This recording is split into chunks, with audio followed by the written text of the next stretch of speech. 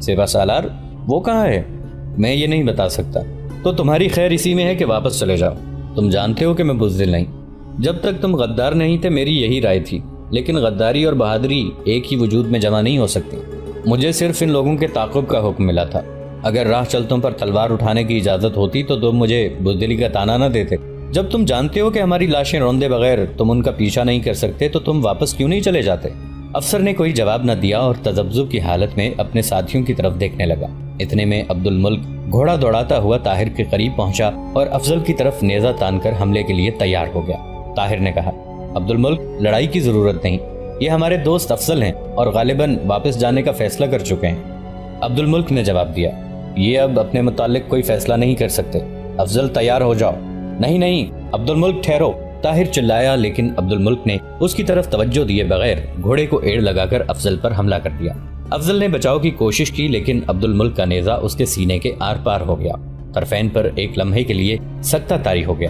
عبد الملک گھوڑا موڑ کر ان کے درمیان آ کھڑا ہوا اور افضل کے ساتھیوں کو مخاطب کرتے ہوئے بلند آواز میں بولا، تم میں سے اور کون ہے جو خلیفہ کا نمک حلال کرنا چاہتا ہے؟ یہ خشک زمین منافقوں، بزدلوں اور غداروں کے خون کے لیے ترس رہی ہے۔ میری طرف دیکھو، میں عبد الملک ہوں، شاید تم میں سے اکثر مجھے پہچانتے ہوں۔ عبد الملک نے ایک لمحے کے لیے خود اتار کر پھر سر پر رکھتے ہوئے کہا، اے کاش تم جینا اور مرنا جانتے۔ تم کمزور کے سامنے شیر اور طاقتور کے سامنے بھیڑیں بن جاتے ہو۔ تم عورتوں پر تیر برساتے ہو لیکن مردوں کو دیکھ کر تمہارے ہاتھ کانپتے ہیں۔ جاؤ جا کر اپنے سپہ سالار سے کہو کہ جس جنگل میں وہ شکار کھیلنے آتا ہے وہاں خرگوش نہیں چیتے رہتے ہیں۔ خوارزم شاہ کے ساتھ چند آدمی ہیں لیکن ان میں سے ہر ایک ہزاروں سے لڑنا جانتا ہے۔ جاؤ، اگر مجھے یہ احساس نہ ہوا کہ ہماری تلواریں تمہارے خون سے شرمائیں گی تو میں شاید تمہیں بھاگنے کا موقع نہ دیتا۔ افضل کے ساتھی یکے بعد دیگرے کھسکنے لگے اور تھوڑی دیر میں میدان خالی ہو گیا۔ عبد الملک طاہر کے قریب آیا، اس کے چہرے سے وحشت ٹپک رہی تھی۔ جلدی چلیے، صفیہ آپ کا انتظار کر رہی ہے۔ صفیہ؟ چلیے، وہ زخمی ہے۔ طاہر نے دوسرا سوال کیے بغیر گھوڑا سر پر چھوڑ دیا۔ پہاڑی پر چڑھتے ہوئے جب گھوڑے کی رفتار کم ہوئی تو اس نے عبد الملک سے سوال کیا، وہ کہاں ہے؟ میں انہیں اس پہاڑی کے پیچھے ندی کے کنارے چھوڑ آیا ہوں۔ زخم خطرناک تو نہیں؟ اسے 2 تیر لگے ہیں، ایک کا زخم معمولی ہے لیکن دوسرا بری طرح اس کی پسلی میں پیوست تھا۔ میں نے نکال دیا ہے لیکن کیا؟ خدا خیر کرے۔ صفیہ پتھر سے ٹیک لگائے بیٹھی تھی۔ سعید اسے پانی پلا رہا تھا۔ طاہر کو دیکھا تو وہ اٹھ کھڑی ہوئی۔ وہ گھوڑے سے کود پڑا۔ صفیہ چند قدم آگے بڑھی لیکن آنکھوں تلے اندھیرا چھا گیا۔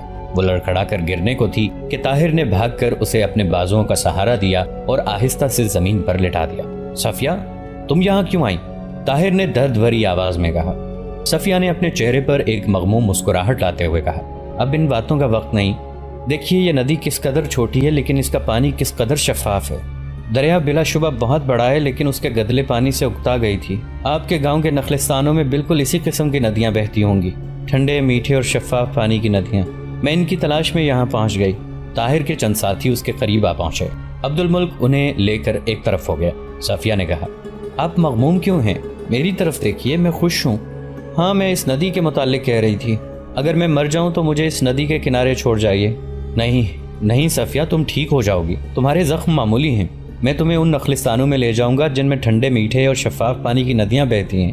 اب حوادث کے طوفان کی کوئی لہر ہمیں ایک دوسرے سے جدا نہیں کر سکے گی، صفیہ نے کہا، اور ہم ہر صبح گھوڑوں پر سوار ہو کر صحرا کی طرف سیر کے لیے جایا کریں گے۔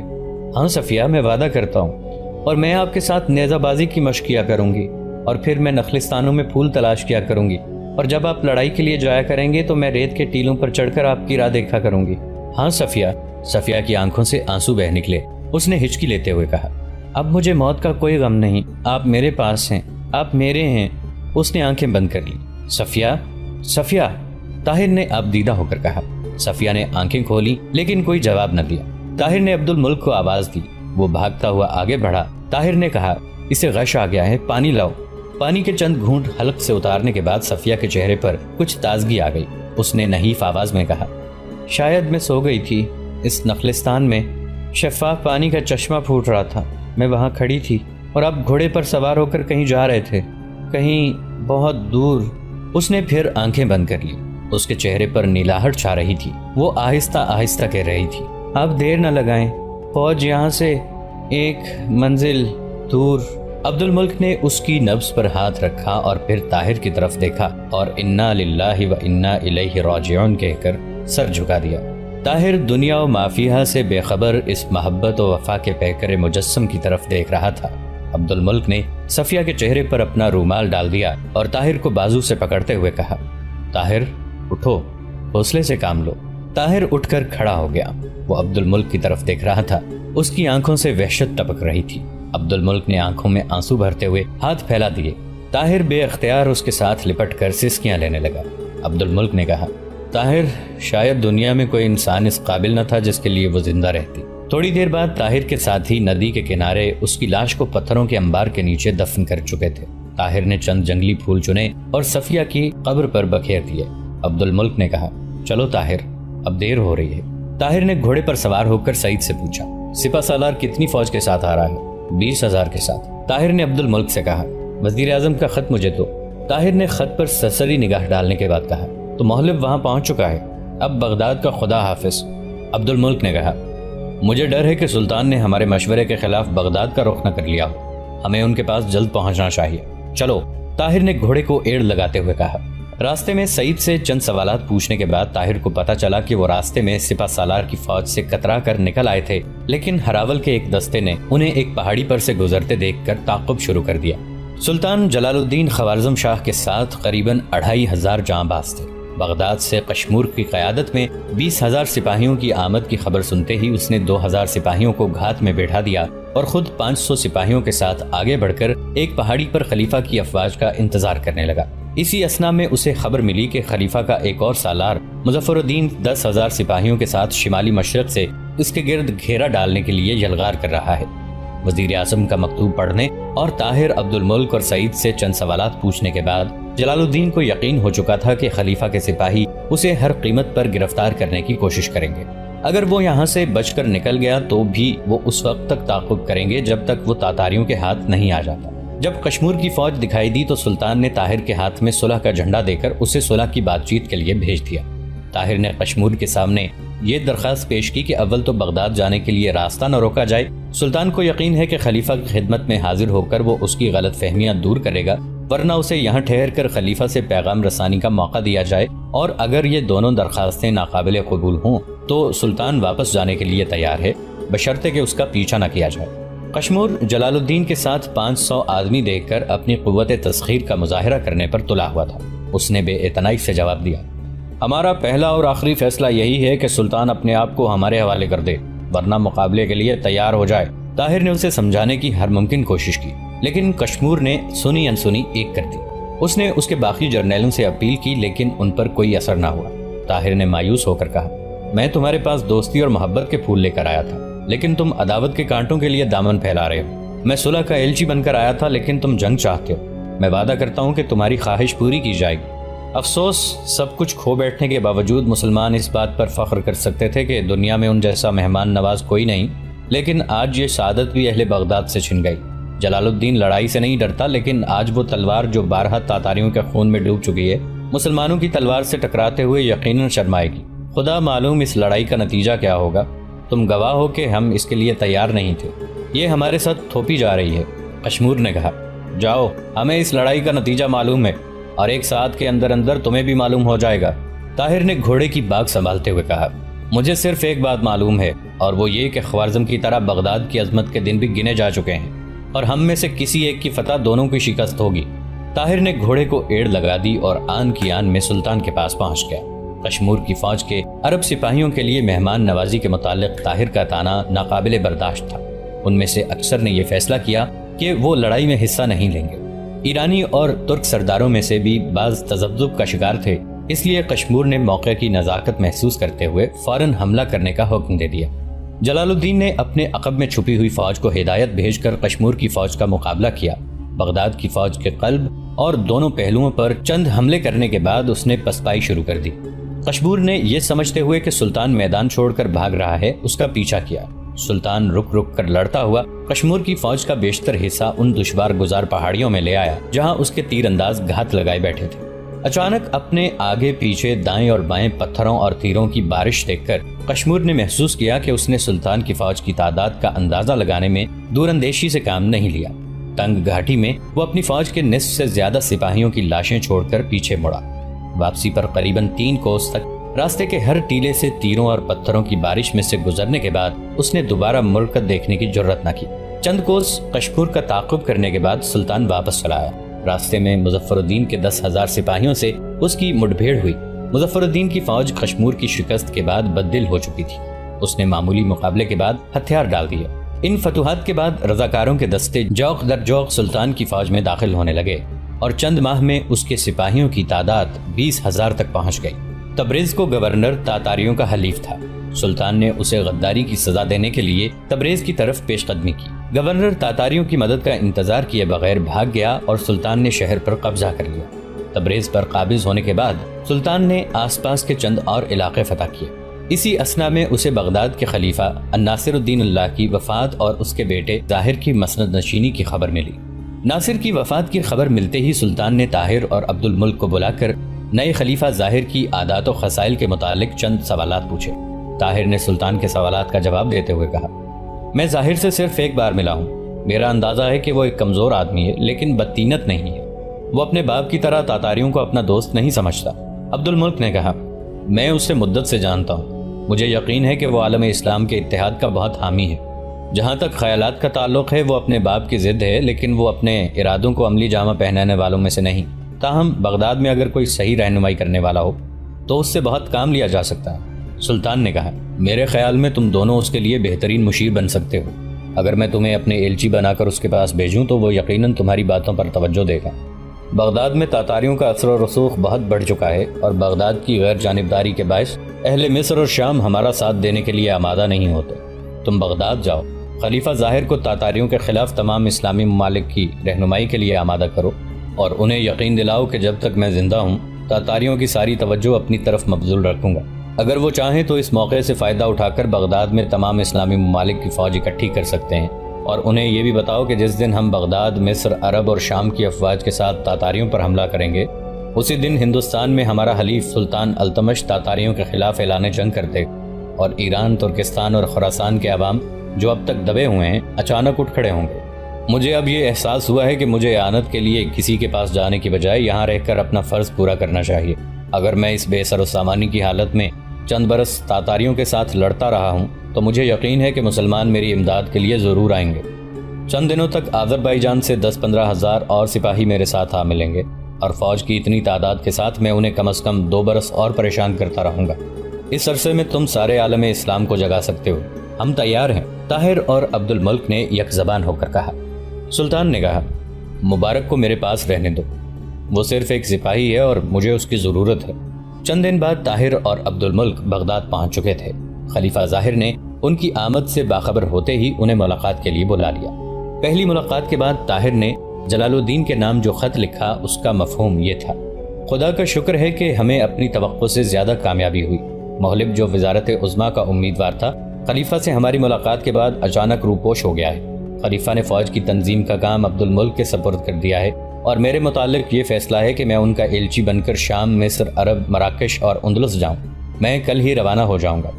حج چونکہ قریب تھا اس لیے عبد الملک نے طاہر کو مشورہ دیا کہ تم سب سے پہلے مکہ جاؤ، وہاں ہر ملک کے مسلمان جمع ہوں گے اور تمہارے لیے جہاد کی تبلیغ کا بہترین موقع ہوگا۔ اس کے علاوہ راستے میں تم اپنے گھر بھی جا سکو گے۔ ایک دن شام سے کچھ پہلے زید ایک خوبصورت بچے کو اٹھائے نخلستان سے باہر کھلی فضا میں ٹہل رہا تھا۔ اچانک اسے کچھ فاصلے پر ایک سوار سرپٹ آتا ہوا دکھائی دیا۔ زید چند قدم آگے بڑھ کر اس کے راستے میں کھڑا ہو گیا۔ سوار نے قریب پہنچ کر گھوڑا روکا اور چہرے سے آہنی نقاب سرکا کر اوپر کر دیا۔ زید نے طاہر طاہر کہتے ہوئے بھاگ کر ایک ہاتھ سے اس کے گھوڑے کی باگ پکڑ لی۔ بچہ اس غیر متوقع ہلچل سے گھبرا کر ایک لمحے کے لیے منہ بسورنے کے بعد بلک بلک کر رونے لگا۔ زید نے جلدی سے گھوڑے کی باگ چھوڑ کر اسے تھپکتے ہوئے کہا، واہ، اپنے ابا کو دیکھتے ہی میری شکایت شروع کر دی، اور آپ کیا دیکھ رہے ہیں؟ گھوڑے سے اتر کر اسے چپ کیوں نہیں کراتے؟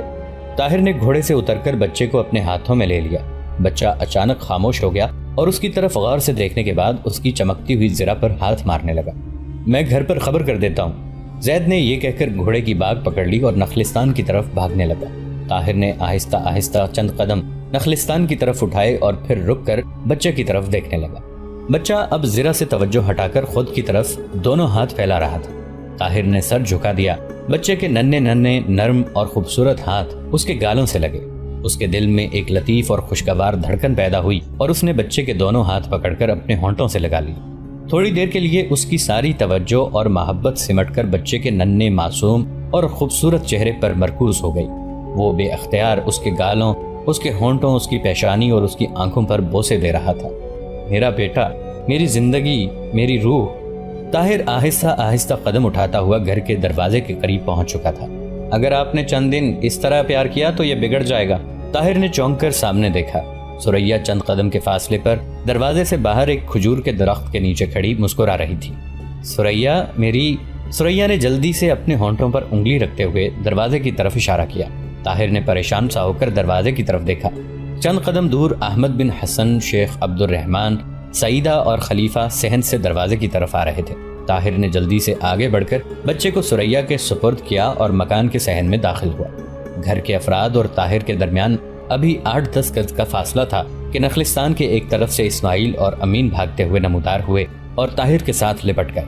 اسماعیل ہانپتے ہوئے کہہ رہا تھا، ہم تیر اندازی کی مشق کر رہے تھے کہ زید نے آپ کے آنے کی خبر دی۔ جب گھر کے تمام افراد طاہر کے گرد حلقہ بنائے مکان کے ایک کشادہ کمرے میں داخل ہوئے تو اسماعیل نے شیخ کی طرف ایک شرارت آمیز تبسم سے دیکھتے ہوئے کہا، نانا جان، آپ نے پہچانا ہی نہیں، یہ بھائی طاہر ہیں۔ شیخ غضبناک ہو کر عصا بلند کرتے ہوئے چلایا، ٹھہرو نالائق، اور اسماعیل بھاگتے ہوئے کئی گز دور جا کر ہنسی سے لوٹ پوٹ ہو رہا تھا۔ حنیفہ زیر لب مسکرا رہی تھی، لیکن حنیفہ اور سعید نہ تو شیخ کے غصے کی وجہ جان سکیں نہ اسماعیل کے قہقہوں کا راز۔ عشاء کی نماز کے بعد طاہر کے ارادوں سے واقف ہو کر ثریا نے حج اور اس کے بعد اسلامی ممالک کی تبلیغی مہم میں طاہر کا ساتھ دینے کی خواہش ظاہر کی۔ سعیدہ نے اس کی تائید کرتے ہوئے کہا، ثریا کے متعلق میں جو کچھ سن چکی ہوں اس سے میرا اندازہ ہے کہ وہ تمہاری بہت بڑی مددگار ثابت ہوگی۔ شیخ نے کہا، مجھے اس پر اعتراض نہیں، لیکن بچہ؟ سعیدہ نے کہا، وہ میرے پاس رہے گا، اب بھی وہ میرے سوا کسی اور کے پاس نہیں جاتا۔ سعیدہ کے اصرار پر حنیفہ اپنی نواسی کے بیٹے کو اس کے پاس چھوڑنے پر رضامند ہو گئی۔ اسماعیل جو ایک کونے میں کھڑا تھا بول اٹھا، میں حج کرنے کے بعد ان کے ساتھ جاؤں گا۔ شیخ نے کہا، چپ رہو، یہ تمہاری تعلیم کا زمانہ ہے۔ احمد بن حسن نے کہا، آپ بے حد مصروف آدمی ہیں، بہتر ہوگا کہ آپ اسماعیل کی تعلیم و تربیت مجھے سونپ دیں، امین کے ساتھ اس کا دل لگا رہے گا۔ شیخ نے کہا، میں چند دن سے یہی سوچ رہا تھا، لیکن حیران ہوں کہ اس نالائق کے بغیر میرا دل کیسے لگے گا۔ میں اس کی شوخیوں اور شرارتوں کا عادی ہو چکا ہوں۔ میں جس قدر اس کے کہکہوں سے خفا ہوتا ہوں، اسی قدر انہیں سننے کے لیے بے قرار رہتا ہوں۔ یہ میرے بڑھاپے کی زندگی کا ایک جزو بن گیا ہے۔ بچپن میں یہ میرے جوتے چھپا دیا کرتا تھا اور اب ان میں کھجوروں کی گٹھلیاں ڈال دیتا ہے۔ میں خفا ہوتا ہوں اور اس کے ساتھ یہ سوچتا ہوں کہ اگر یہ اس قسم کی شرارتیں نہ کرتا تو میری زندگی کس قدر بے کیف ہوتی، لیکن تعلیم کے لیے مجھے اس کو آپ کے پاس چھوڑنا ہی پڑے گا۔ ادھر آؤ اسماعیل۔ اسماعیل ندامت سے سر جھکائے آگے بڑھا اور شیخ نے پیار سے اسے اپنے پہلو میں بٹھا لیا۔ بیٹا، میں حج کے بعد تمہیں یہاں چھوڑ دوں گا، لیکن اس شرط پر کہ تم ہفتے میں 2 بار شہر میرے پاس ضرور آیا کرو گے۔ بیٹا، میرا کاروبار اتنا وسیع ہے کہ اسے سمیٹنے کے لیے بھی ایک مدت چاہیے، تو میں ہر روز آپ کے پاس آیا کروں گا۔ شام کو میں اور امین گھوڑوں پر سوار ہو کر صحرا کی طرف جانے کے بجائے شہر کی طرف چلے جایا کریں گے۔ بہت اچھا، میں ہر روز تمہاری طرف سے ایک نئی شرارت کے لیے تیار رہا کروں گا۔ نانا جان، اسماعیل نے ابدیدہ ہو کر کہا، مجھے معاف کیجیے، میں آئندہ کبھی شرارت نہیں کروں گا۔ رات کے وقت شیخ عبد الرحمن اپنے بستر پر نیم خوابی کی حالت میں لیٹا ہوا تھا۔ کمرے میں کسی کے پاؤں کی آہٹ پا کر اس نے کہا، کون ہے؟